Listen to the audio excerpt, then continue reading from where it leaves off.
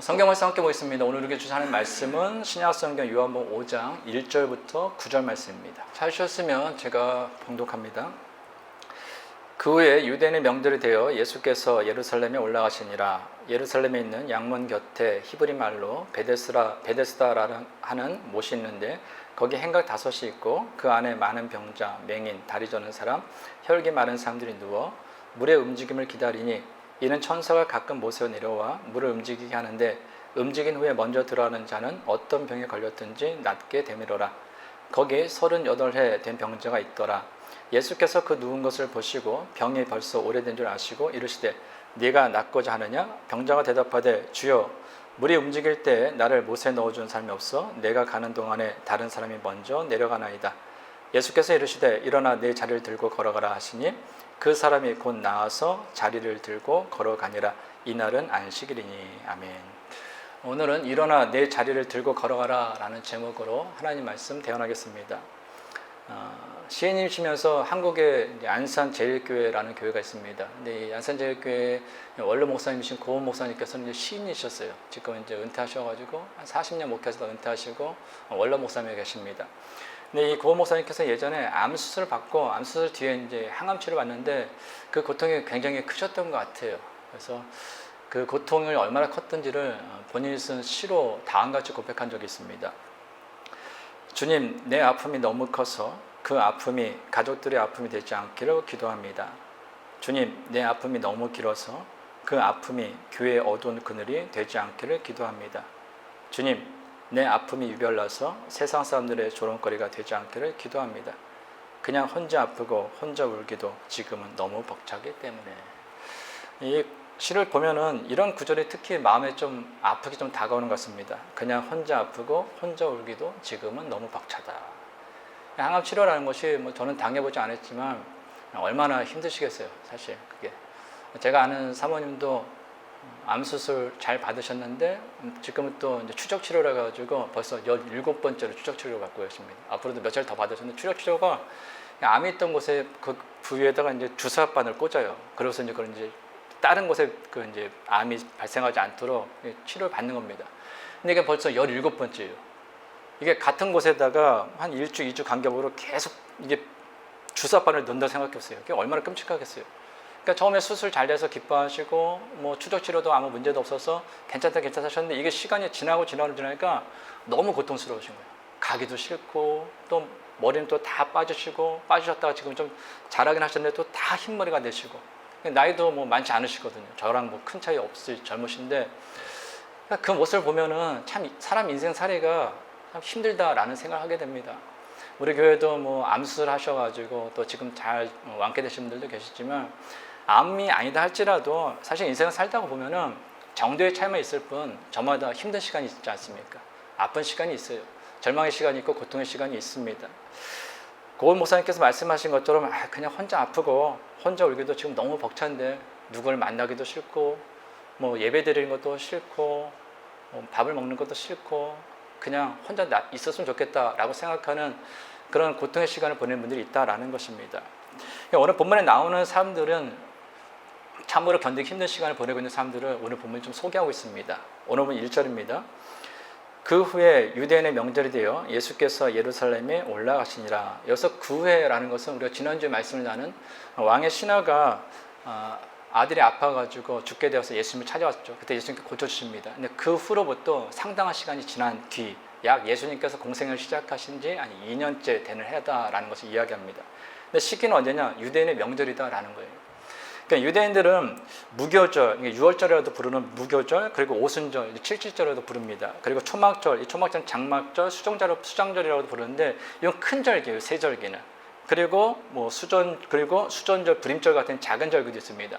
근데 작은 절기는 각자 있는 곳에 지내면 되는데 나머지 세 절기는 이 큰 명절이나 큰 절기 때는 반드시 어디에 있든지 간에 뭐 외국에 있는 디아스포라를 할지라도 반드시 예루살렘에 와서 예루살렘 성전에서 그 명절을 지내야만 했습니다. 그러니까 예수님께서 지금 약 사역을 시작한 지 공생애를 시작한 지 2년 정도 되었을 때에 명절이 되어서 예루살렘에 가셨다라는 것은 유대인의 큰 명절이다라는 것을 짐작할 수 있고요. 정확하게 어떤 명절이 나와 있지 않지만은 대부분의 학자들은 이 시기가 6월절인 것으로 이야기를 하고 있습니다. 오늘 2절입니다. 예루살렘에 있는 양문 곁에 히브리 말로 베데스라를 하는 못이 있는데 거기 행각 5이 있고, 당시 예루살렘 성에는 모두 10개의 문이 있었습니다. 그 중에서 양문은 북편에서 북쪽에 동편에 있었어요. 이 양문이라 부르는 이유는 이 양문이 성전에서 멀지 않습니다. 성전에서 멀지 않으니까 하나님께 예배 드릴 때, 제사 드릴 때는 그 제물이 바로 이 문을 통해서 통과를 한 거예요. 양이든지 뭐 이런 양들이 이렇게 통과합니다. 그리고 이 문 근처에 제물들의 양을 파는 시장이 있었습니다. 그래서 이곳을 양이 지나가는 문이다, 하나님께 제물들의 양이 지나가는 문이다 라고 가지고 양문이다 라고 했다라는 것입니다. 근데 이 문 옆에 큰 공터가 있는데 거기에 베데스다라는 못, 풀이 있었다라는 것입니다. 그래서 지금 이 베데스다 못을 구경하려면 계단을 통해서 상당히 아래로 내려갑니다. 그러면 이 베데스다 못의 일부만 조금 구경할 수 있어요. 근데 당시에는 이 못은 가로가 150m, 세로가 50m, 깊이가 20m나 되는 상당히 큰 못이었다라고 합니다. 거기에 행각이 5개나 있어요. 그러니까 이 규모가 상당히 했음을 우리가 알 수 있죠. 생각해 보세요. 큰 풀입니다. 큰 연못 같은 거예요. 거기에 아름다운 행각이 5개가 있어요. 보기만 해도 장관 아니겠습니까? 오늘같이 날이 좋을 때는 그건 뭐 누구나 가서 소풍도 하고 싶고 사진도 찍고 싶은 뭐 그런 아름다운 경치가 있는 곳입니다. 그런데 그곳에 참으로 기막힌 상황 가운데 있는 사람들이 있습니다. 오늘 3절 상반절입니다. 그 안에 많은 병자, 맹인, 다리 저는 사람, 혈기 많은 사람들이 누워. 이 베데스다 못에는 어떤 사람들이 있냐? 많은 병자들이 있는데 특히 성경은 맹인, 즉 앞을 보지 못한 사람, 다리 저는 사람, 불편한 다리로 살아가는 사람이란 거예요. 또 혈기 많은 사람, 뼈만 앙상하게 있어서 앉아있을 힘도 없는 사람이다라는 것입니다. 근데 이 세 종류의 병자들의 특징이 무엇이냐, 공통점이 무엇이냐, 자기 힘으로는 살아갈 수 없는 사람들입니다. 자기의 힘으로는 현재 처한 고통, 고난, 아픔, 그 절망의 상황에서 절대로 일어날 수 없는 그 사람들이 지금 이 베데스다 못에 모여 있었다라는 것입니다. 성경은 그들이 베데스다 못에 모여 있었던 이유에 대해서 다음과 같이 밝히고 있습니다. 오늘 3절 하반절 그리고 4절입니다. 물의 움직임을 기다리니 이는 천사가 가끔 못에 내려와 물을 움직이게 하는데 움직인 후에 먼저 들어가는 자는 어떤 병에 걸렸든지 낫게 되밀어라. 그러니까 물이 움직일 때 가장 먼저 들어가는 사람은 어떤 병에 걸렸든지 나을 수 있다. 전설 같은 이야기, 그 이야기를 믿고서 이곳에 모였다라는 거예요. 사실 이것은 확인된 게 없습니다. 확실하지도 않은 거예요. 말 그대로 입소문을 퍼진 전설 같은 이야기입니다. 그러니까 베데스다 못은 간헐천 같은 것 같아요. 한 번씩 물이 이렇게 솟아오를 때가 있었던 것 같습니다. 근데 어떤 사람이 물이 솟아오를 때 들어갔어요. 들어가서 몸을 씻었는데 그 안에 있던 피부병이 나은 겁니다. 근데 이 소문이, 이 말이 어떻게 되냐? 소문은 꼬리에 꼬리 물면서 좀 확대가 되잖아요. 그러니까 어떻게 되냐? 한 번 들어가서 우연히 닦았는데 피부병이 났어요. 근데 이 소문이, 야, 거기 물이 움직일 때 들어가면 어떤 피부병이든 다 낫더래. 그러다 그게 사람의 입을 또 거치다 보니까 어떻게 됩니까?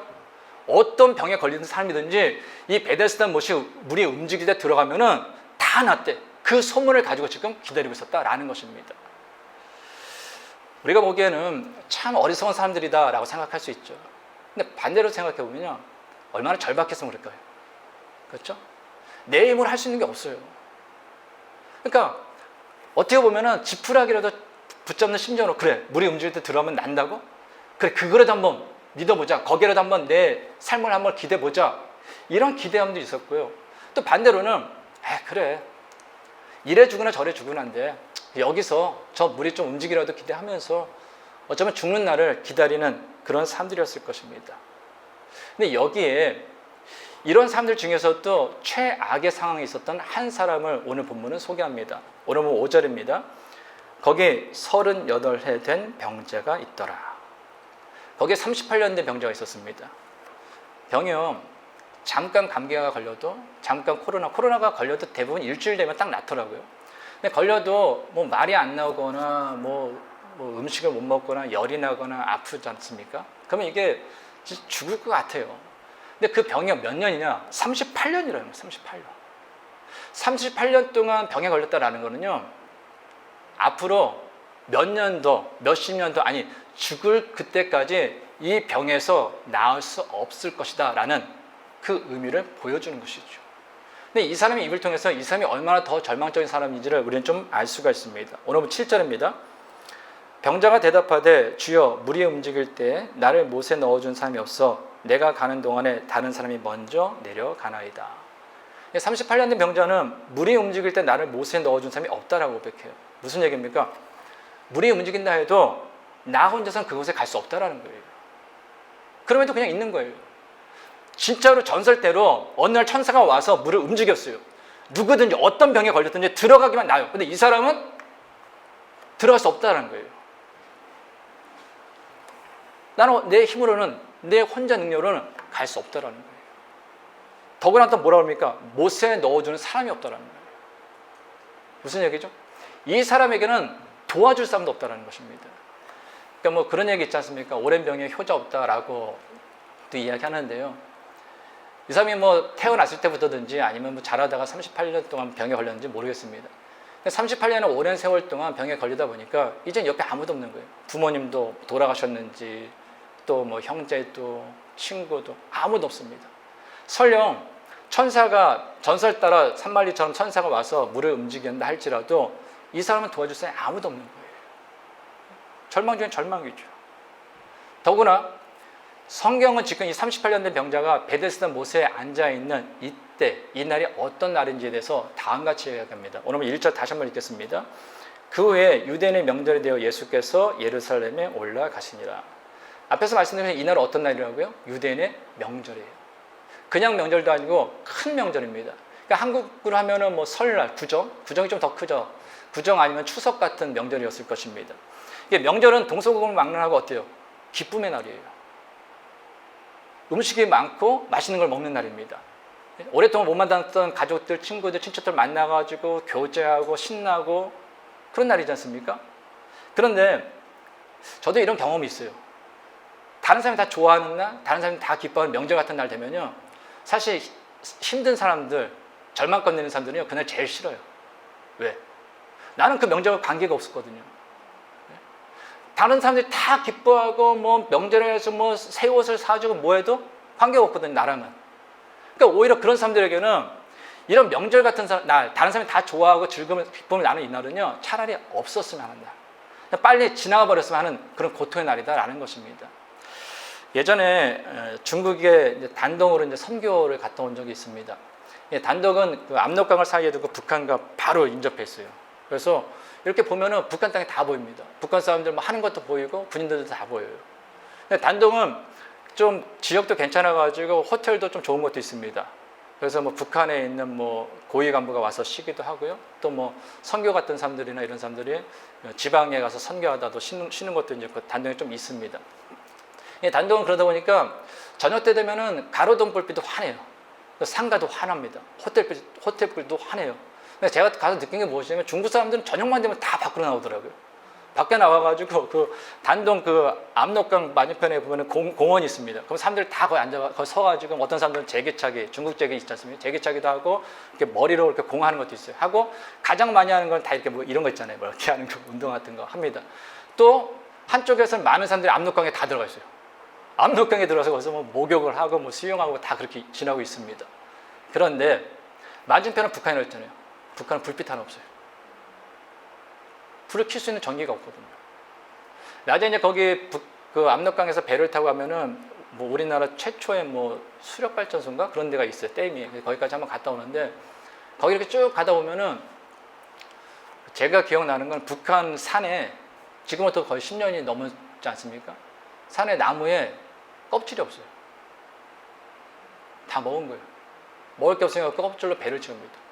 그러니까 북한 군인들이 그 압록강에서 이제 빨래를 해요. 이렇게 우리 옛날에 보면은 이렇게 그 전원일기 같은 거 보면은 뭐 강에서 이렇게 뭐 하잖아요. 이렇게 돌 같은 거 해가지고 빨래하지 않습니까? 그러니까 그런 모습이 보입니다. 그건 진짜 1960년대 저는 그때 살진 않았지만 그때 영상 보는 것 같아요. 그러니까 정말로 먹을 것도 없고 정말로 힘들게 사는구나라는 것을 좀 느끼게 됩니다. 그런데 문제는 무엇이냐면요. 이 단동 지역에서요. 추석이나 아니면은 그 구정 있지 않습니까? 우리나라 아니면 그 차이니스 뉴이어 해가지고 누나데이 같은 거 있잖아요. 그러면은 이 사람들이 한 시간 동안을 이 단동에서 그 까만 압록강 넘어 북한 땅으로요 불꽃을 1시간 동안 쏩니다. 빵빵빵빵 쏴요. 여기 뭐 12월 30일 되면 멜번도 하고 뭐 시드니도 다 하잖아요. 기껏해야 한 10분 15분 하나요? 그 정도 할 거예요. 돈도 많이 들어가니까. 근데 단동에서는 압록강 건너 그 암흑에 있는 북한 땅으로 1시간 넘게를 불꽃을 쌉니다. 그러면서 신나요. 춤을 추고 즐거워합니다. 그 사람들은 기쁘겠죠. 즐겁겠죠. 근데 북한 땅에서 그 어두운 가운데서 그 화려한 불빛을 바라보는 북한 주민들은 어떨까요? 기쁠까요? 슬프고 절망적이고 이 날이 빨리 내 인생에서 사라졌으면 하지 않겠습니까? 지금 베데스다 연못에 있는 사람들이 그렇다라는 거예요. 자기 힘으로는 어떻게 할 수 있는 능력이 없습니다. 38년 된 병자는 특히 누군가 도와줄 사람도 없어요. 근데 지금 명절이에요. 사람들이 기뻐하고 디아스포라 세계 각곳에 있었던 이스라엘 사람들, 유대인들 와가지고 만남의 기쁨을 나눕니다. 성전에 가서 예배드리려고 해서 재물을 구하고 돈을 바꾸고 이럽니다. 그런데 그들에게는 이 날이 너무나 고통스러운 날이죠. 바로 이때 결코 벗어날 수 없을 것 같은 그 절망의 자리에서 벗어나게 해줄 한 분이 그를 찾아오십니다. 오늘 6절 상반절입니다. 예수께서 그 누운 것을 보시고 병이 벌써 오래된 줄 아시고, 절망 가운데 지푸라기를 잡는 심정으로 이 베데스다 못에 앉아 있었던 이 38년 된 병자에게 누가 찾아오시죠? 예수님께 찾아오십니다. 근데 중요한 건 이거예요. 38년 된 병자는 예수님을 기다리지 않았어요. 지난주에 살펴본 것처럼 왕의 신하는 자신의 아들이 죽게 되었기 때문에 예수님을 찾아왔습니다. 예수님에 대한 기대를 가지고 찾아왔어요. 근데 이 38년 된 병자는 예수님을 찾아가지도 않았고 예수님을 기다리지 않았고 단지 이 사람은 베데스다 못에 물이 움직이기만을 기다렸다라는 것입니다. 그런데 예수님께서 그를 찾아오셨어요. 더구나 예수님께서 지금 뭐라고 그러십니까? 이 사람의 병이 오래된 줄 아셨다라는 거예요. 이 사람의 병이 오래된 줄 아셨다라는 것은 무슨 얘기일까요? 예수님께서는 이 사람을 이미 오래전부터 지켜보고 계셨다라는 거예요. 38년 된 병자는 예수님을 찾지도 않았고 예수님을 알지도 않았고 예수님을 기다리지도 않았지만 예수님께서는 이미 오래전부터 이 사람을 지켜보셨다라는 것입니다. 그리고 이 사람의 질병이, 이 사람의 고통이 얼마나 큰지 느끼고 계셨다라는 거예요. 그리고 주님의 때가 되었을 때 이 사람을 찾아오셨다라는 것입니다. 이게 중요한 거예요. 우리 주님은 기다리는 분이 아니라 찾아오시는 분이에요. 믿음의 조상하면 우리가 가장 먼저 떠오르는 사람이 누굽니까? 아브라함이에요. 근데 아브라함이 믿음의 조상이 될 수 있었던 이유가 무엇이죠? 그가 하나님을 찾았기 때문입니까? 그가 기도 생활 열심히 했기 때문입니까? 그가 하나님을 예배했기 때문입니까? 아니에요. 창세기 12장 1절 상반절입니다. 여호와께서 아브라함에게 이르시되, 아브라함은 아브라함의 변화된 이름, 바꾸기 전 이름이죠. 무슨 얘기예요? 창세기 12장이 아브라함에 대한 이야기인데요. 누가 찾아오셨다고요? 하나님께 찾아오셨다. 성경에 보면 아브라함의 아버지는 우상을 만드는 사람이었었어요. 그럼 아브라함도 어릴 때부터 아버지의 우상을 만드는 것을 보았고 우상을 섬길 수도 있었죠. 그러니까 하나님과 전혀 관계가 없이 살아오는 사람이다라는 거예요. 그럼에도 불구하고 누가 찾아오셨다고요? 하나님께서 아브라함을 먼저 찾아오심으로 그에게 믿음을 주시고 그를 믿음의 조상으로 삼아주셨다라는 거예요. 신약에서 우리가 대표적으로 위대한 신앙이라면 누굴 뽑습니까? 사도 바울이에요. 근데 사도 바울이 위대한 사도가 될 수 있었던 것, 위대한 신앙이 될 수 있었던 이유는 무엇입니까? 성경은 이 사도 바울이 예수님을 믿기 전의 모습에 대해서 다음과 같이 증거합니다. 사도행전 9장 1절 2절입니다. 사울이 주의 제자들에 대하여 여전히 위협과 살기와 등등하여 대제사장에 가서 다메섹 여러 회당에 가져갈 공문을 청하니 이는 만일 그 도를 따르는 사람을 만나면 남녀를 막론하고 결박하여 예루살렘으로 잡아오려 함이라. 예수 믿기 전에 바울은요, 여기 사울이라는 이름은 바뀌기 전에 이름이죠. 어떤 사람이었냐? 예수님의 제자들에 대해서 위험과 살기가 든든했다는 거예요. 뭐예요? 예수 믿는 사람 걸리기만 해봐라 라는 거예요. 남자든 여자든 노인이든 아이든 관계없이 예수 믿는 사람이라면 무조건 잡아가지고 때리고 감옥에 가뒀다라는 것입니다. 그의 어떻게 보면 동경인 스데반 집사까지 죽인 사람이 바로 이 사도 바울이에요. 예수님을 친히 박해한 사람이다라는 것입니다. 그런데 그런 사울이 위대한 사도 바울이 되셨던 이유가 무엇입니까? 사도행전 9장 3절입니다. 사울이 길을 가다가 다메섹에 가까이 이르러니 호련히 하늘로부터 빛이 그를 둘러 비추는지라. 예수님께서 그를 먼저 찾아오셨기 때문이에요. 사도 바울이, 이 사울이 좋아서 이 사도 바울이 나 이제는 회개해야죠. 이제는 난 잘못된 길을 걷지 않겠습니다. 내가 사람들한테 못되게 한 거 내가 이제 고치겠습니다. 아니에요. 여전히 예수님을 박해하고 예수 믿는 사람을 박해하고 그들을 잡으러 가는 그 길이었음에도 불구하고 예수님께서 먼저 그를 찾아가셨다라는 거예요. 찾아가셔서 그의 모습을 보게 하셨고 그에게 믿음을 주시고 그에게 성경 말씀을 깨닫게 해주심으로 그로 하나님을 믿는 믿음의 삶이 되게 하셨고 그로 하여금 이방인의 사도로서 살게 하셨다라는 것입니다. 우리는 어떻습니까? 성도님들은 어떠세요? 성도님들은 먼저 예수님을 찾으셨습니까? 먼저 교회를 찾으셨습니까? 아닐걸요. 우리가 지금 이렇게 이 더위 가운데서도 예배를 드리는 거, 이렇게 주님을 찬양하는 거, 주의 말씀을 나누는 거, 인생을 살아가면서 주님을 믿는 거, 다 내가 먼저 주님을 찾았기 때문이 아니라요, 어떤 사람을 통해서, 어떤 상황을 통해서 하나님께서 나를 먼저 찾아오셨기 때문입니다. 그래서요, 이 신앙에 대해서는 하나님 앞에서 우리가 할 수 있는 건 단 하나밖에 없습니다. 감사예요. 감사 외에는 할 게 없다라는 거예요. 이 세상에 수많은 사람들이 있습니다. 60억? 아니죠. 지금까지, 과거로부터 지금까지 또 앞으로 미래까지 수많은 사람들이 있습니다. 근데 그 사람들 중에서 하나님의 택함을 받아서 하나님께 찾아가셔서 믿음을 주신 사람이 과연 몇 퍼센트나 되겠습니까? 주님께서 이 땅에 다시 오시는 그 날, 마라나타 다시 오신 그 주님과 함께 하늘로 올라가는, 하나님 앞에 설, 그 천국에서 하나님 나라에서 영생토록 살 그 사람들은 과연 몇 퍼센트나 되겠습니까?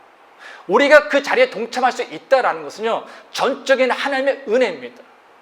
그래서 우리가 할 수 있는 건요, 감사 외에는 없는 거예요. 자, 38년 된 병자를 찾아온 예수님께서 이렇게 말씀하십니다. 오늘은 6절 하반절입니다. 이르시되 내가 낫고자 하느냐. 예수님께서 지금 38년 병자에게 너 낫고 싶어? 물으신 거예요. 맞는 질문 같습니까? 아니죠. 너무나 당연한 거죠. 너무나 당연한 거예요. 아니, 한 일주일 배고픈 사람한테 밥 먹고 싶어? 약 올리는 겁니까? 있잖아요. 추워가지고 못 입는 사람한테 벌벌 떠고 있는 사람에게 옷 입고 싶어? 이거 약 올리는 거죠. 좀 적절해 보이지 않습니다. 근데 예수님께서는 이 38년 된 병자에게 네가 낫고자 하느냐 물으셨어요. 이유가 뭘까요? 너한테 지금 이 절망의 자리, 고통의 자리, 너 38년 동안 있었던 거 알아. 너를 도와줄 수 있는 사람도 없는 것도 알아. 전설을 따라서 그거를 움직이는 거 기다리면서 그 절박한 마음도 알아. 근데 내가 너한테 묻는다. 네 마음에 그러면 정말로 이 고통의 자리, 절망의 자리, 낙심의 자리, 슬픔의 자리, 아픔의 자리, 좌절에 있어서 일어나고 싶은 소원이 있냐? 이 자리에서 일어나고자 싶은 그 믿음의 열망이 있냐라는 것을 다시금 새겨주는 겁니다. 사람은요, 희망이 있어야 돼요. 소망이 있어야 됩니다. 나이에 관계없이요, 아무리 어린아이라 할지라도 살아봤자 죽는 거죠. 내일에 뭐 있겠어요? 그냥 사는 거죠. 하면 그 인생이 이미 죽은 인생이죠. 그런데 아무리 90, 100세가 되더라도요, 삶에 대한 미래, 소망을 가진 사람은요, 젊은입니다. 얼마 전에 보니까 미국에서는 하버드인가? 거기에 석사, 박사 하신 분이 90세 있으시더라고요. 작년인가 보니까 멜번대에서 보니까 학사 졸업하셨나? 석사 졸업하셨나? 80세가 훨씬 넘는 분이 그러셨더라고요. 근데 그분이 그 다음 계획은 그 다음 단계를 하는 거래요. 얼마 전에 그러더라고요. 한국에서도. 연세가 많으신 60이 넘으신 분이에요. 근데 자격증을 6개를 따셨대요. 그러면서 지금도 계속 공부하는 게 자기는 꿈이래요. 근데 공부를 하니 시간이 길더래요. 무언가를 하니까, 무언가를 배우니까 1시간이, 그렇잖아요. TV 1시간 보는 거랑 책상에 앉아서 1시간 하는 거 어떤 게 시간이 깁니까? 공부하는 게 길죠. TV도 아니에요. 유튜브에 나오는 쇼츠인가요? 그거 짧은 거. 저도 어쩌다 그거 하나 떠서 보면은, 이런 게 몇 천 년 넘기고 보면은 시간이 훌떡 갈 때가 있어요. 그런데 무엇인가 소망을 가지고 미래에 대해서 준비하면서 배우는 거는요, 시간이 깁니다. 그 사람이 똑같은 인생을 더 많이, 더 풍요하게 살아갈 수 있는 거거든요. 그래서 예수님께서 물으신 거예요. 네가 지금 비록 절망의 자리에 있지만 38년 동안 낙심의 자리, 고통의 자리에 있지만 너 정말로 낫고 싶어? 이 자리에서 벗어나고 싶어? 미래를 향해서, 희망을 향해서 나와 함께 걸어가고 싶어? 라고 물으신 겁니다. 근데 이 제자가, 죄송합니다. 이 38년 된 병자가 뭐라고 대답합니까? 오르면 7절입니다. 병자가 대답하되 주여, 물이 움직일 때 나를 못에 넣어주는 사람이 없어 내가 가는 동안에 다른 사람이 먼저 내려가나이다. 이 역시 바른 대답이 아니죠. 예수님께서 그랬잖아요. 지금 야, 너 낫고 싶냐? 대답 간단한 거 아닙니까? 네, 낫고 싶어요. 정말 낫고 싶습니다. 이러면 되잖아요. 근데 이 사람 뭐라고 얘기합니까? 물이 움직일 때 나를 들어서 못에 넣어주는 사람이 없습니다. 내가 가는 동안에 다른 사람이 나보다 먼저 못에 들어갑니다. 무슨 얘기예요? 도와줄 사람이 없어서, 내 차례가 되지 않았어. 상황이 안 돼서 안 된다는 거죠. 예수님께 낫고자 원하느냐? 일어날 힘이 있어? 일어나고 싶어? 이렇게 물으시는데 그는 지금 무슨 핑계예요? 사람 핑계 대고 있어요. 사람이 없어서 안 됩니다. 도와줄 사람이 없었어요. 저들이 경계에서 너무나 빨리 가가지고 상황이 안 됐어요. 사람 핑계, 상황 핑계 대고 있다는 겁니다. 근데요, 사람 핑계 대고 상황 핑계 대가지고는요, 문제가 해결되지 않습니다.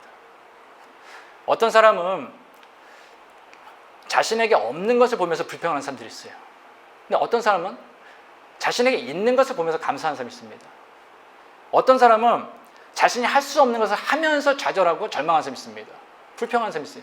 근데 어떤 사람은 자기가 할 수 있는 걸 하면서 기뻐하는 사람이 있습니다. 누가 더 지혜롭고 누가 더 행복한 사람입니까? 당연히 후자죠. 내가 할 수 있는 거 하면서 기뻐하고 내가 가지고 있는 거 보면서 감사하는 게 맞죠.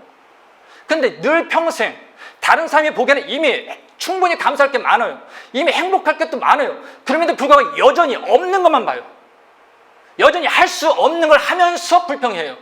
여전히 다른 사람과 비교하면서 산단 말입니다. 이런 사람 행복할 수 없죠. 우리가요, 진짜 행복하고 감사한 인생을 살고 싶다면요, 다른 것보다 내게 무엇이 있는지, 내가 할 수 있는 것이 무엇인지를 좀 생각해 봤으면 좋겠습니다. 그래서 내가 할 수 있는 걸 하세요. 그리고 내가 할 수 없는 거는 두세요. 내가 가지지 않은 거, 이건 내게 아닌가 보다 두세요. 그리고 내게 가진 거를 감사하세요. 간혹가다가 말씀드립니다. A4 용지 하나 갖다가 놓으시고요, 내게 있는 것이 무엇인지 한번 쫙 써보세요. 아니, 내가 감사할 게 무엇인지 한번 써보세요. 감사거리는요, 끊이지 않고 계속 나옵니다. 우리가 감사거리를 찾지 않아서 문제가 되는 거죠. 오늘 본 8절 9절 상반절입니다. 예수께서 이르시되 일어나 내 자리를 들고 걸어가라 하시니 그 사람이 곧 나와서 자리를 들고 걸어가니라. 예수님께서는 세 개의 동사를 이야기합니다. 뭐예요? 일어나라, 들라, 걸어가라래요. 일어나, 들어, 걸어가라. 근데 38년 된 병자가 이건 다 꿈 같은 얘기입니다. 38년 동안 병자가 누워 있었어요. 근데 일어나는 거 기적 같은 일이죠. 내 자리를 들고 가는 거 상상할 수 없는 일이죠. 내 힘으로 걸어가 꿈에서도 이제는 보이지 않는, 상상할 수 없는 일이란 것입니다. 근데 어떤 일을 원하죠?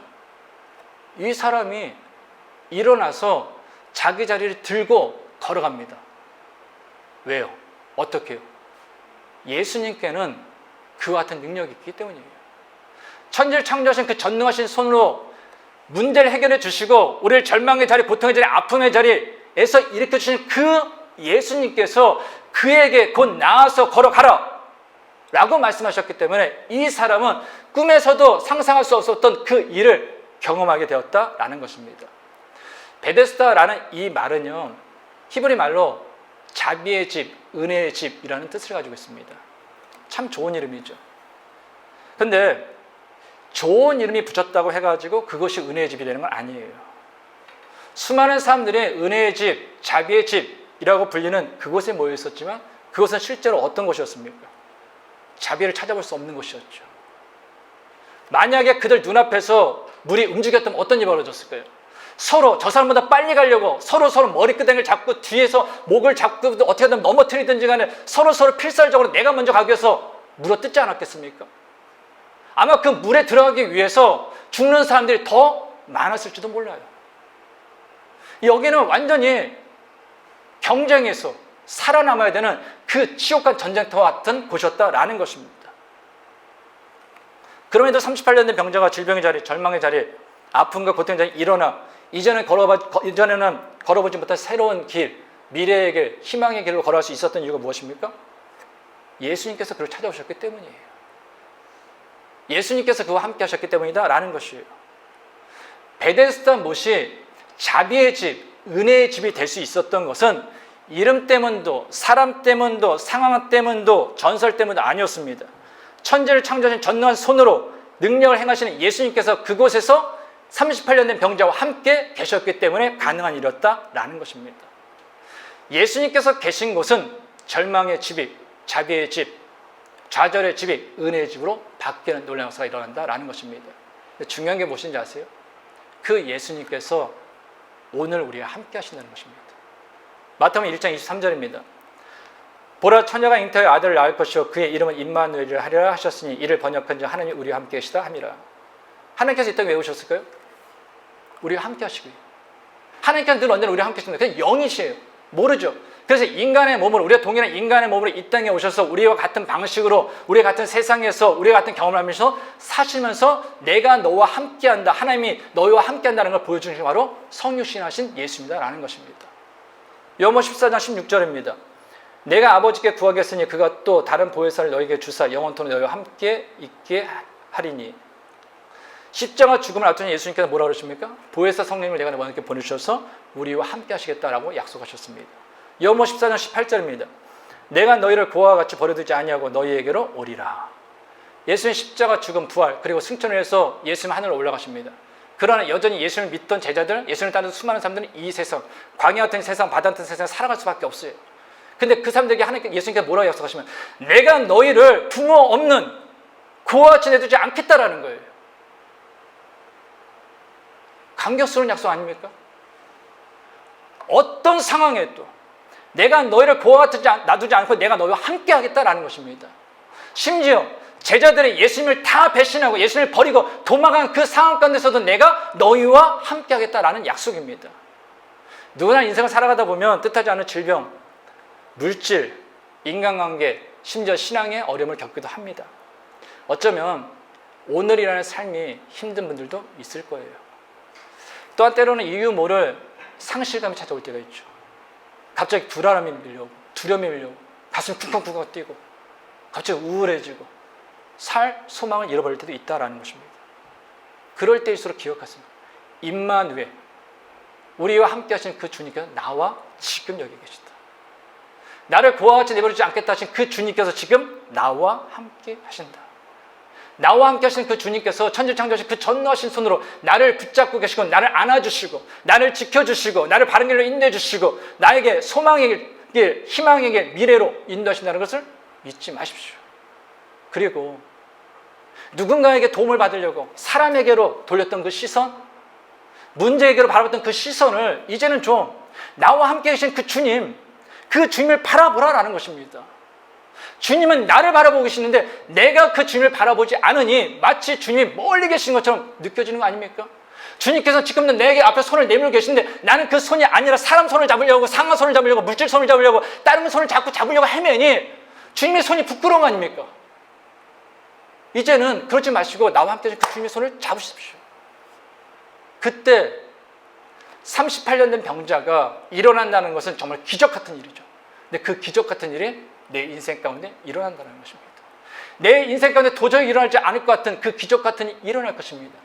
그거의 가장 큰 예가 무엇인지 아십니까? 저와 여러분이 지금 이렇게 예수님을 믿는 거예요. 얼마나 기적 같은 일일까요?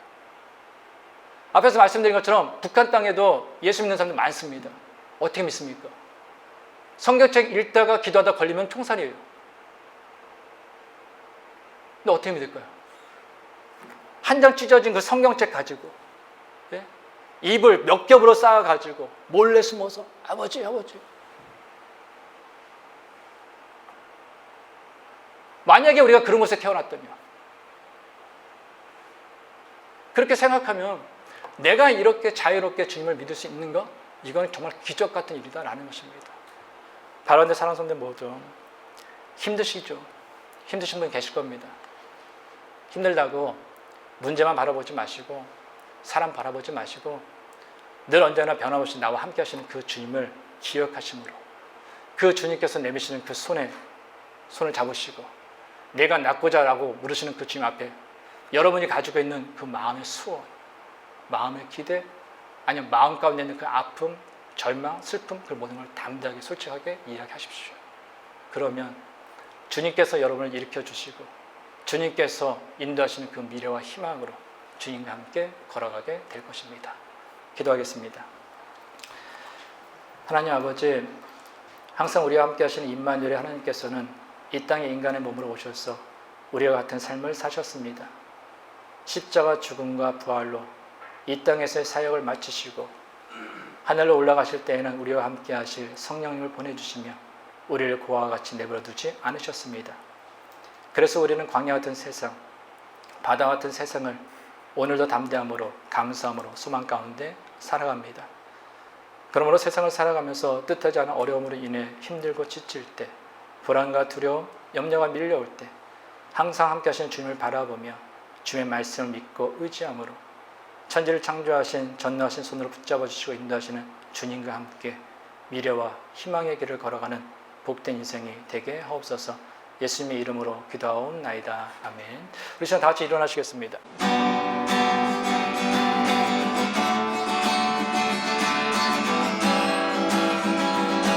하나님의 은혜로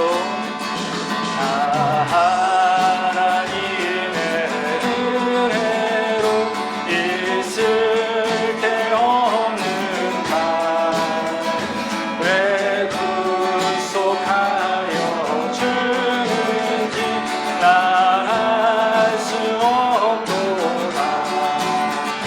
내가 믿고 또 의지하는 내 모든 영혼 사랑을 주님 늘 돌보아주실 것을 나는 확실히 아네.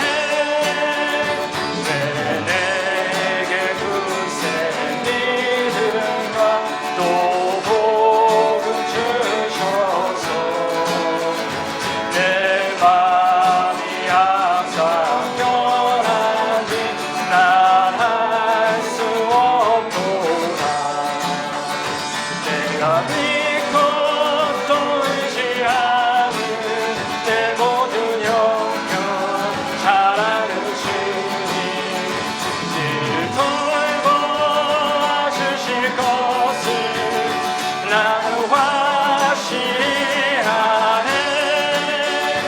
왜 내게 성령 주셔서 내 마음을 감동해 주 예수 믿게 하는지 난 알 수 없도다.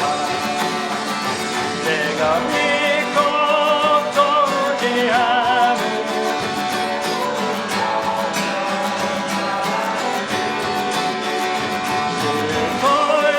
돌보아주실 것을 나는 확실히 아네.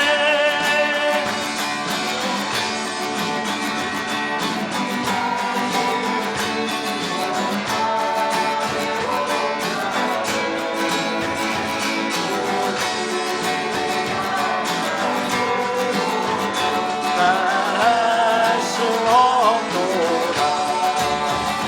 내가 믿고 또 의지하는 내 모든 형편 잘하는 주님 늘 돌보아주실 것을 나는 확실히 아네. 내가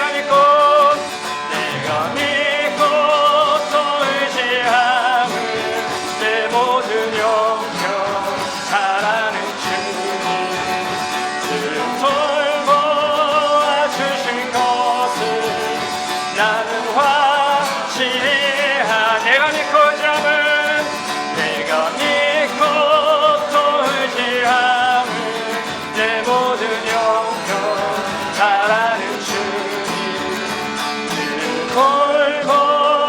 돌보아주실 것을 나는 확실히. 우리 옆에 있는 분들 바라보면서 옆에 있는 분들 축복하며 찬양합니다. 하나님의 하나님. 옆에 있는 분들 마주보시죠. 있을 때요. 자, 옆에 있는 분들과 손을 잡습니다. 내 구속하여 주는지 난 알 수 없도다.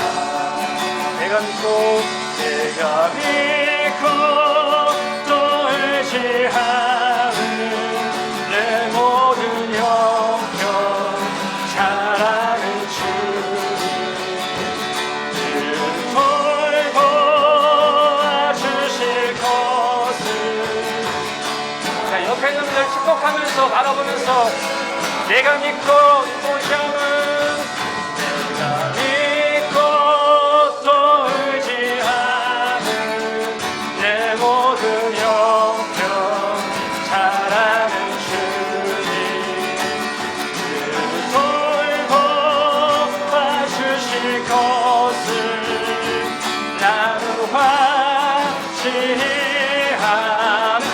위해서 기도합니다. 이 시간 기도할 때 이 시간은 내 옆에 있는 분을 위해서 기도하는 시간이었습니다. 나를 위한 기도는 참 많이 하실 것입니다. 저는 내 옆에 있는 사람도 참 힘든 분입니다. 내 옆에 있는 분도 기도가 필요하고 내 옆에 있는 분도 하나님의 사랑, 하나님의 은혜와 하나님의 자비가 필요한 분입니다. 우리 시간 기도할 때 하나님이시여 내 옆에 앉게 하신 그분이 진정 하나님의 은혜가 필요한 분이오니 아버지이시여 그에게 하나님의 은총을 내려 주시옵소서. 그가 절망의 자리에 아픔의 자리에 있다면 그 자리에 일어서나 미래와 희망의 자리로 가게 하여 주시옵소서. 살아계신 하나님의 은혜를 주게 하여 우리 시간에 옆에 있는 우리가 진정 중보하며 기도하겠습니다. 살아계시고 사실은 오늘 하나님 도와드립니다. 하나님께서 늘어내는 우리 함께해서 우리 은혜를 베풀어주십니다. 하나님께서 은혜를 베풀어주셨기에 우리가 지금 이렇게 제 앞에서 믿음으로 기도하며 함께 우리가 시간처럼 함께 기도하시는 제 앞에 고백합니다. 하나님 저는 내 문제만 바라봅니다.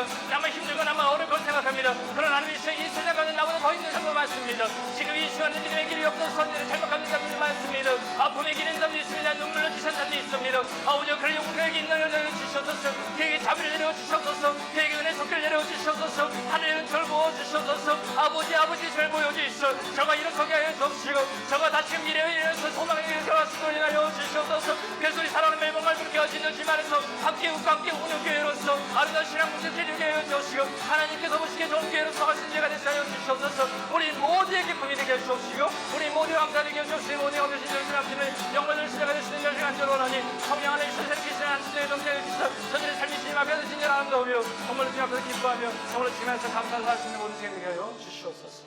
이제는 우리 주 예수 그리스도의 은혜와 하나님의 크신 사랑과 성령님의 교통하심이 인생 가운데 뜻하지 않은 어려움을 경험할 때 늘 언제나 함께 하시는 주님을 바라보며 일어나 네 자리를 들고 걸어가라는 주님의 말씀과 함께 38년 된 병자가 곧 나아서 자리를 들고 걸어갔던 일과 같은 일, 살아있는 동안에 일어나지 않을 것 같은 기적과 같은 일을 행하시는 천지를 창조하신 전능하신 하나님과 함께 오늘을 살아가길 원하는 모든 성도들과 가정과 세우신 기업 위에 이제부터 여기까지 함께 하시기를 간절히 축원하옵나이다. 아멘.